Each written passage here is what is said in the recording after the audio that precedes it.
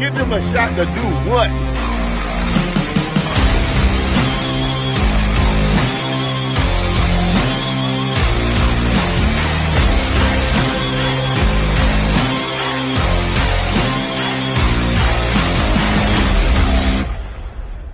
And we back, ladies and gentlemen. We are back. I am Mike Hughes, aka the Shy Kid. You are listening to the Give Us a Shot Network, brought to you by. We are listening to the Shy Kid podcast, brought to you by the Give Us a Shot Network. My dyslexia kicked in for a quick second there, but I appreciate everybody tuning in. Horrible start already, but that means we're going to have a real show. We're going to have a real conversation. We are not afraid to make mistakes. This is one of the best WNBA Chicago Sky podcasts in the game, thanks to our guys that Give Us a Shot Network. So make sure you give us a like, give us a follow, hit that button if you haven't already. The link is in the bio below. Appreciate everybody tuning in and being here because we have a lot to talk about. We have Angel Reese making more WNBA history. This is far more than just some rookie record.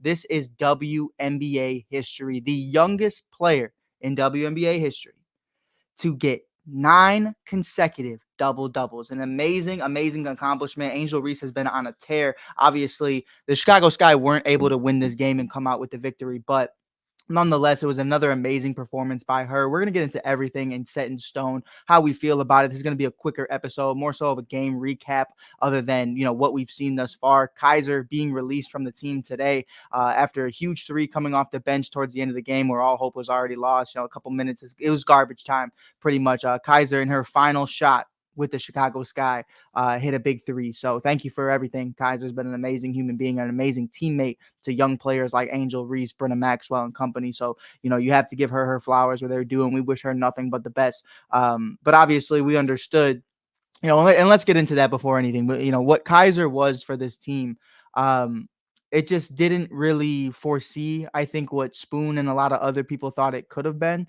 She really wasn't given the opportunity to really play at a consistent level, really coming off the bench in garbage time, or whether the team was up or down, she's coming in towards later the game.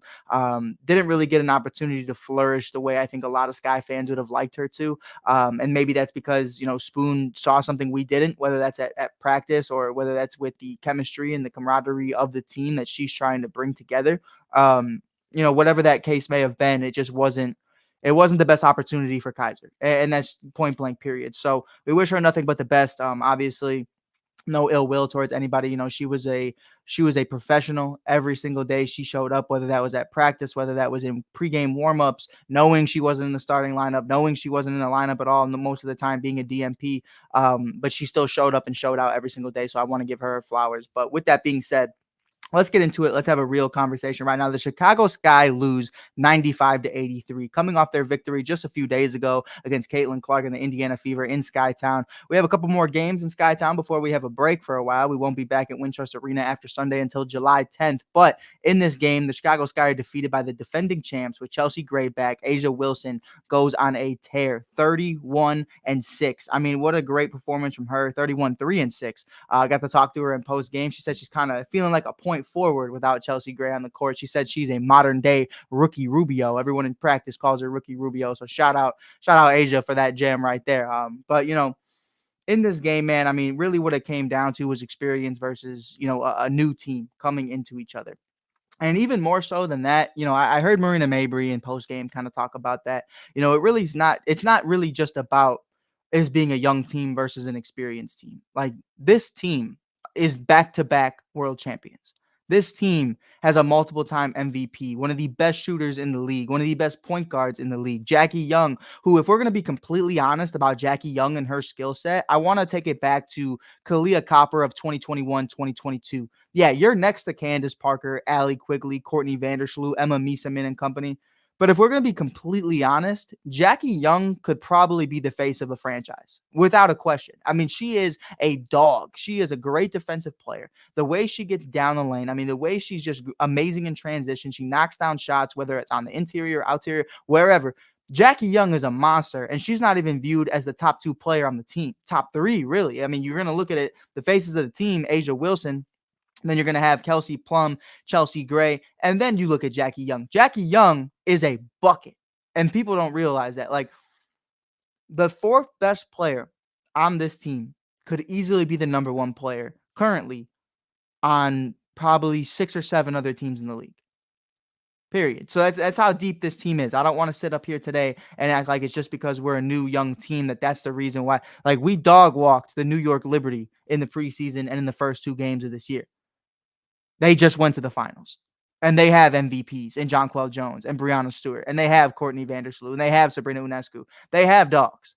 Like, it doesn't come down to that. It comes down to this team being coached by Becky Hammon, being led by Asia Wilson, who is a modern day Michael Jordan. I mean, it's just a phenomenal thing to do. So I got to give my hats off to him. In this game, Marina Mabrey, what an amazing start. Amazing start from Marina Mabrey, 13 points in the first quarter, finishes with 21, 4, and 6. The big thing I noticed from Marina and what really changed throughout everything was really Jackie Young. Going back to that, Jackie Young took over in the second quarter and beyond defensively as her assignment, and we kind of saw her flat out after that. And it wasn't that, you know, Marina just wasn't hitting shots. It wasn't that Jackie Young was locking her up. It's just when you have someone like Jackie on you, it takes a lot away from what you're trying to do, get in your bag. She's going to make things difficult. She's going to make shots difficult. So that was really the big thing for the Chicago Sky. Another double-double for Angel Reese, 18 and 11 on the day. Camila Cardoso, quiet night, 5, 3, and 8. Lindsay Allen, 10, 4, and 5. She was really great at facilitating the floor. She even spoke vocally in post-game about wanting to be better, doing better every single day, and trying to get the play calling better from Spoon to be able to translate that on the court at a quicker pace so people aren't trying to play catch up. You see sometimes they look a little lost in transition and they're trying to figure out what they're supposed to be doing, where they're supposed to be. And that comes with time. You know what I mean? That comes with time. With that being said, Kennedy Carter, 24 and 5. Kelsey Plum and Kennedy Carter were going back and forth. You can go on Give Us a Shot or the Shy Kid podcast on TikTok and Instagram right now, and you can check our post-game interview out with Becky Hammon. It was a great listen. It was a great piece. I got a chance to talk to her in post-game about that matchup between Kelsey Plum and Kennedy Carter. I mean, these are some of the quickest, shiftiest guards in the entire league, so it was a lot of fun to really break down how she perceived that. With that being said, Dana Evans, 6 minutes, zeros around the board. Brianna Turner had 2 points in 6 minutes.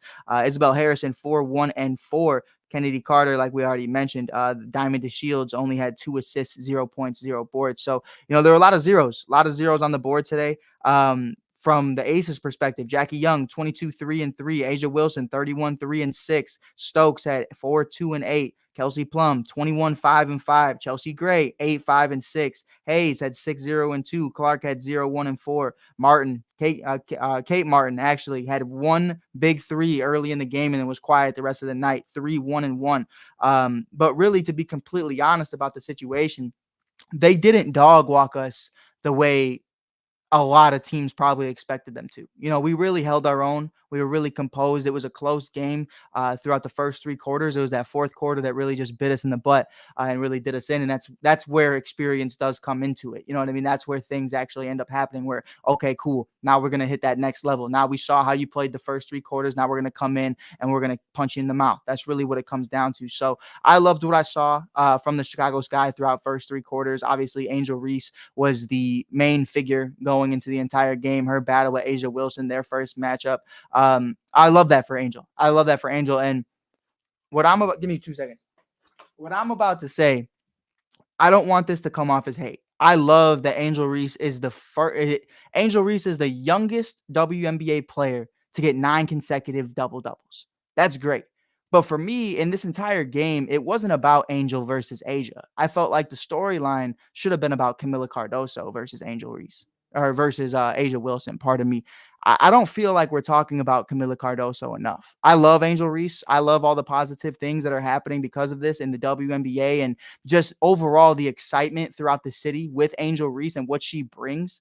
But Camila Cardoso, a multiple-time national champion, coming off of a national championship from South Carolina with Dawn Staley, Asia Wilson, and Camila Cardoso are the reason Dawn Staley is a champion at the highest level. That's the storyline. That's what I felt like we should have been talking about. I understand Camila didn't have a great night whatsoever. I love the video of Dawn Staley even mentioning, like, don't do her like that, because Asia Wilson had a great block on her. But, you know, I really do feel like we're just not talking about Camila Cardoso enough. You know, she comes into the season injured with that shoulder injury. It took her a little bit of time to start getting into it, but she's had multiple double-doubles since. She's always around 8 to 10 rebounds a game. Camila Cardoso, to me, isn't getting talked about enough. And I love that Angel Reese is getting all the flowers she deserves, because this is a long time in coming and she's really coming into herself and the city's embraced her. But Camila is possibly the one with the higher ceiling and possibly somebody that could become the face of the franchise along with Angel Reese. And I just feel like, a lot of the media has really just taken a step back on Camila and just gone full force on Angel. I'm not trying to divide the two whatsoever. We don't do that over here. That's not how I operate. That's not how anybody in my circle or on this network operates. But I would like more from the media's perspective, from social media's perspective, more love for Camila Cardoso, because I mean, she is a bucket. She is a monster in the paint, and she's going to be one of the greats in the Chicago Sky organization and in the WNBA for the foreseeable future. This matchup, two South Carolina Gamecocks going at each other, two national champions under Dawn Staley going at each other. That's the storyline. And I felt like nobody in any media outlet was covering that. It was about Angel versus Asia. And really, as much as that is so box office and so prolific, at the same time, it's like you have two national champions out of South Carolina going head to head. You have Dawn Staley watching the game live, and we're not talking about it whatsoever. All the post-game interviews with Asia Wilson were all about Angel Reese. We didn't talk about Camila whatsoever when I was in the media room with Asia Wilson. And I felt like that was weird and indicative of like what narratives we should be pushing and what we shouldn't. I don't know. I thought it was interesting. I thought it was well deserved on Angel's part. 9 consecutive double doubles is crazy, and I don't want to in any way, shape, or form make it sound like we're trying to divide anybody. Angel deserves this. Angel has been proving everybody wrong.